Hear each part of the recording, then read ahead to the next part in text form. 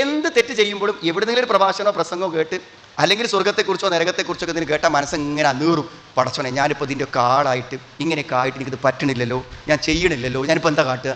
ഇതെന്നെ മനസ്സിൽ ആലോചിച്ചിട്ടാണ്. ഈ കുറ്റബോധത്തിൽ നിന്ന് ഒരു നിമിഷം പോലും ഇയാൾ കരകയറണില്ല.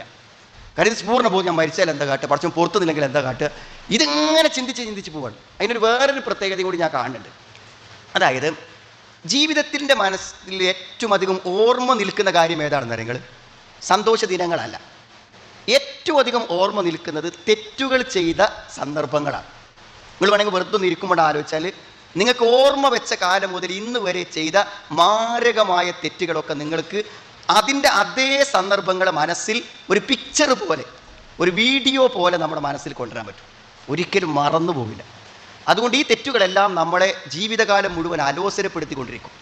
പിന്നെ പണ്ഡിതന്മാരൊക്കെ പറഞ്ഞ് കേൾക്കാം, ഹദീസിൻ്റെയൊക്കെ അടിസ്ഥാനത്തിൽ തന്നെയാണ് ഈ മരിക്കുമ്പോൾ ഒരു ഫ്ലാഷ് ബാക്ക് ഉണ്ടാവും.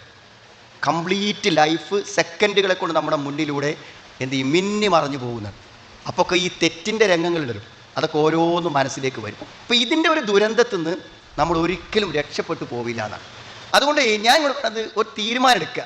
ഒന്നില്ലെങ്കിൽ എന്താ വെച്ചാൽ ഇതൊക്കെ വിട്ടിട്ട് നമ്മൾ എന്ത് ചെയ്യുക, തൽക്കാലം ഇതൊക്കെയാണ് വരുന്നുണ്ടെങ്കിൽ എന്ത് ചെയ്യുക, ആ വഴിക്ക് പോവുക, വലിയ നഷ്ടം ഉണ്ടാവും. അതല്ലാന്നുണ്ടെങ്കിൽ നമ്മൾ എന്ത് ചെയ്യുക, ഈ ഉൾക്കൊണ്ടതുപോലെ ജീവിക്കാൻ നമ്മളെ പരിശീലിപ്പിക്കുക. എന്നിട്ടുണ്ട് പെർഫെക്റ്റ് ആയിട്ട് രാത്രി ഉറങ്ങുമ്പോൾ ഒരു കുറ്റബോധവുമില്ലാതെ ഉറങ്ങാനും മരിക്കുമ്പോൾ ഒരു കുറ്റബോധമില്ലാതെ മരിക്കാനും തക്ക വിധത്തിൽ നമ്മുടെ ജീവിതത്തെ നമ്മൾ സജ്ജമാക്കുക.